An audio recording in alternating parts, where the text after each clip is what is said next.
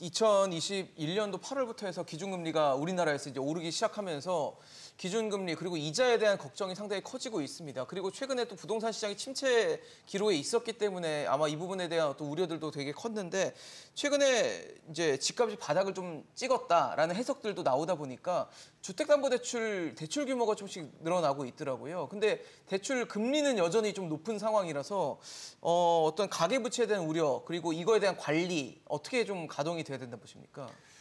사실 이제 한국은행 이창희 총재님이 최근에 계속 하는 이야기가 있습니다. 결국은 금리가 올라갔을 때 우리 레버리지를 좀 줄였어야 되는데 가계 부채라든지 기업 부채를 좀 줄였어야 네네. 이제 향후 안정적으로 경제 운영이 가능한데 한국은 그렇지 못했다. 그렇기 때문에 이제 이 논리 자체가 이제 기준금리를 인하하지 못하는 지금 뭐 ADB라든지 전 세계 이제 평가 기관들에 있어서 우리나라 경제 성장률 전망치를 계속 낮추고 맞아요. 있는데 예. 그럼에도 불구하고 내리지 못하는 이유가 가계부채 성장세 이런 것들이 우리나라 거의 OECD 국가 중 유일하게 줄지 않았다라는 그런 입장이거든요.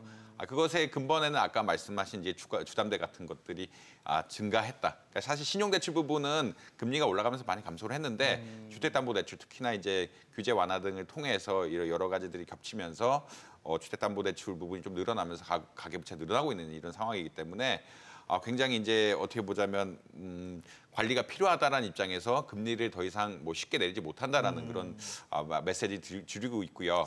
이런 거 차원에서 사실은 근데 또 가계부채에 대한 규제를 너무 줄면은 사실 이게 부동산 시장 전반에 영향을 또 미칠 수가 있거든요. 그러니까 그게 어떤 얘기냐면 부동산 PF 시장이 부실이 나면은 부동산 PF가 그게 손실이 끝이 아니라 그게 은행원 끝이 아니라 이제 부동산 PF가 안 되면서 집값이 하락하는 그러니까 부동산 시장 자체에 대한 어떤 기대감이 형성이 되면서 건설이 안 되고 이러면 부동산 시장 건설 경기가 다 위축되고 집도 못 짓고 이렇게 하면은 집값이 폭락하거나 이런 경우가 생길 수가 있는데 그런 것 때문에 오히려 지금 사실 감독 당국에서 굉장히 관심을 많이 가지고 있는 상황이 있고요. 그럼 마찬가지로 이제 주담대도 이게 대출을 너무 쪼이게 되면은 부동산 경기 하락이 되게 되고 하락이 오게 되면 또 어떻게 폭풍을 감당할 것이냐. 우리나라 주택담보대출이 굉장히 많은데 부동산 가치가 갑자기 급락하는 기대에 따라서 급락한다는 이런 이런 상황이 발생한다라 그러면 굉장히 위험하기 때문에 어쩔 수 없이 좀 풀어주는 경향이 있다라고 아마 보시면 될 것 같습니다. 그렇기 때문에 전반적으로 금리 같은 것들을 천천히 조절하고 그다음에 아까 말씀해주신 이제 뭐 여러 가지 대안들이 나오고 있는데 가계부채 뭐 총량 규제라든지 이런 것들을 느슨하게나마 유지하면서 뭐 가지는 않을까라고 평가를 하고 있습니다. 그래서 아직은 이게 사실 금리가 올라가는데 부채가 늘어나는 것은 바람직한 상황은 아니고요. 이것을 컨트롤하기 위해서 금리를 너무 빨리 낮추지 않는다든지 아니면 아까 뭐 총량 규제 정도라든지 뭐 여러 가지 것을 통해서 원만하게 부동산 시장을 연착륙할 수 있게끔 많은 노력을 하지 않을까라고 뭐 개인적으로 생각하고 있습니다. 김상 교수님 어떠세요? 사실 기준금리는 지금 계속 동결이거든요. 근데 주택담보대출 금리는 오르고 있어요. 이러다 보니까 뭔가 총량 규제, 지금 말씀해 주신 총량 규제, 그러니까 이전에 비해서 얼마 이상 늘리지 마라, 뭐 이런 식의 총량 규제를 좀 이제 다시 해야 되는 거 아니냐 얘기가 나오는데 어떻게 보십니까?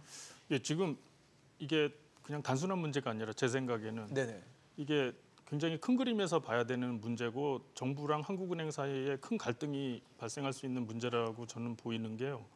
지금 이제 올해 4월부터 이제 주택 경기가 살아나면서 이제 주담대 대출이 되게 늘고 있는데 이들이 이렇게 주택담보대출을 일으키는 사람들이 실수요자입니다. 이전에는 이제 투기 수요가 많았죠. 뭐 집이 한 채 있는 사람들이 자산을 증식하기 위해서 집을 두 채, 세 채 더 사는 경우인데 지금은 20, 30대 실수요자고 이들이 실수요자들이 집을 살려고 하는 그 욕망에 의한 당연히 필요에 의한 그런 것을 정부가 규제를 할 건가? 사실은 이제 정부가 이제 이 젊은 분들한테 특례 보금자리론 이런 거는 DSR 이런 적용을 전혀 안 받거든요. 그런 상황에서 대출을 늘릴 수밖에 없는 상황인데 그러면 우리가 지금 얘기하는 게 이제 정부 정책으로 보면 금융정책, 재정정책 이런 건데 또 윗단에서 보면 우리가 그렇게 언론과 학계와 정부가 고민하고 있는 이 출산율 저하라든지 그리고 그 결혼 문제라든지 이런 문제가 장기적으로는 우리나라의 가장 큰 위험 요인인데 이런 분들이 더 집을 사고 더 가정을 더 꾸리고 아기들을 더 낳고 하는 이 문제에 있어서 이제 더 싼 값에 그리고 더 좋은 집을 보급해야 되는 게 더 중요한 정책일 수가 있습니다. 지금 당장 금융의 불안정 요인보다. 그래서 지금 한국은행은 이런 총량 규제를 해야 되는 게 아니냐 주담대에 있어서도 네네. 그런 입장을 보고 있지만 더 높은 차원에서 어떤 정책이 더 우선순위를 가지느냐를 가지고 보면은 이게 어떻게 보면 막기가 어려운 실수요자 위주의 주택 수요가 늘어나는 주담대가 늘어나는 이거는 막기가 어려운 도덕적으로도 막기가 어렵고 그리고 정치적으로도 어떻게 보면 막기가 어려운 또 장기적인 정책 우선순위에서도 더 높은 수준의 우선순위에 의한 것이 아닌가 이런 생각이 듭니다. 실수요자에 대한 어떤 주택 공급까지도 고민을 해봐야 된다는데 실수요자 하면은 또 정말 필요해서 집을 뭐 어떻게든 얻으시는 분들 중 하나가 전세예요. 전세 대출은 근데 요즘 DSR에 포함이 되지 않기 때문에 전세 대출도 DSR에 넣어서 통제를 좀 해야 된다는 얘기도 있거든요.